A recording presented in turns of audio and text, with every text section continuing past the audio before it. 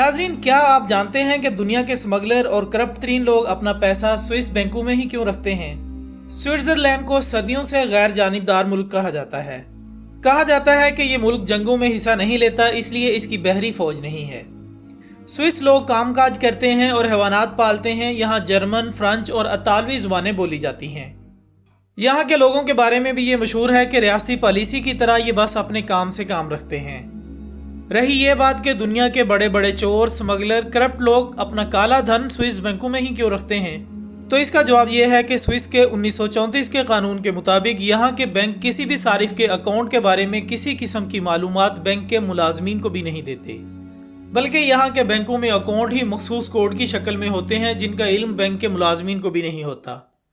दूसरी बात यह है कि इन बैंकों में अकाउंट खोलने की शर्त ही यही है कि अगर सारिफ को कुछ हो जाए, मर जाए या गायब हो जाए तो इसके जितने भी पैसे होंगे किसी वारिस को नहीं मिलेंगे, बल्कि वो स्विस खजाने में जमा होंगे जिनको रियासत अपने शहरियों पर खर्च करेगी। लिहाजा यही वजह है कि दुनिया के बड़े बड़े चोर ब्लैक मनी स्विस बैंकों में पहुंचाते हैं, जिनको वापस लाना मौजूदा निज़ाम और मौजूदा रियासतों के लिए तकरीबन नामुमकिन होता है। और अब हम अपने नाजरीन को बताने जा रहे हैं इंसानी हड्डियों से बनी उस दीवार के बारे में जो हाल ही में दरियाफ्त हुई है।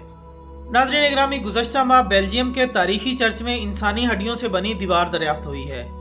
मीडिया रिपोर्ट्स के मुताबिक तरतीब से चुनी हुई हड्डियों की इस दीवार में ज्यादातर रान और पिंडली की मजबूत हड्डियां शामिल हैं, जबकि कुछ मुकम्मल ढांचे भी मिले हैं। आर्कियोलॉजिकल टीम के तर्जमान के मुताबिक ये ख्याल किया जा रहा है कि ये 15वीं सदी में मौजूद लोगों की हड्डियां हैं, जिसकी मजीद तहकीकात अभी जारी है। जबकि कुछ लोगों का ख्याल है कि हो सकता है कि किसी करीब मौजूद कब्रिस्तान के भरने के बाद इसे दूसरों के लिए खाली करने की गर्ज से ये हड्डियां वहां से निकालकर यहाँ लाई गई हों। लेकिन नाजरीन, हकीकत क्या है इसे कोई नहीं जानता। मराकश में कीमती शहाब साकिब की फरोख्त। ख़वातीन हज़रात, मराकश के तपते रेगिस्तानों में खाना बदोश आसमान से गिरने वाले कीमती शहाब साकिब जमा करके फरोख्त कर रहे हैं, लेकिन इसके लिए कई दिनों तक सहरा की खाक छानना पड़ती है।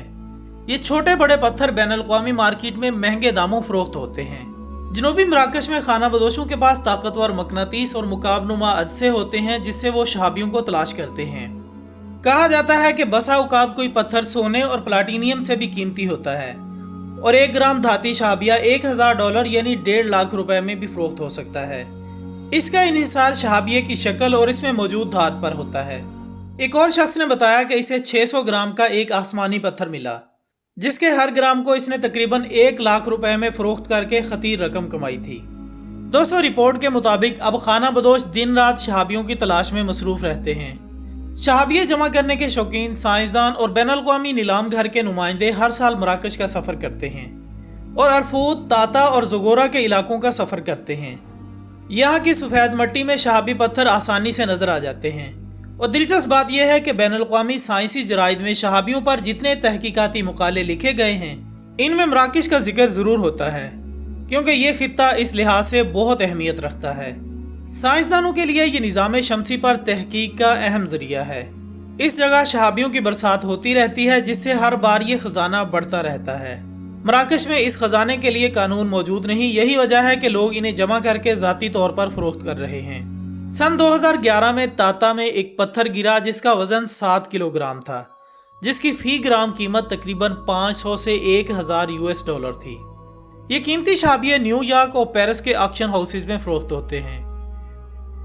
तो नाज़रीन, ये थी हमारी आज की दिलचस्प वीडियो। हम उम्मीद करते हैं कि आपको ये ज़रूर पसंद आई होगी।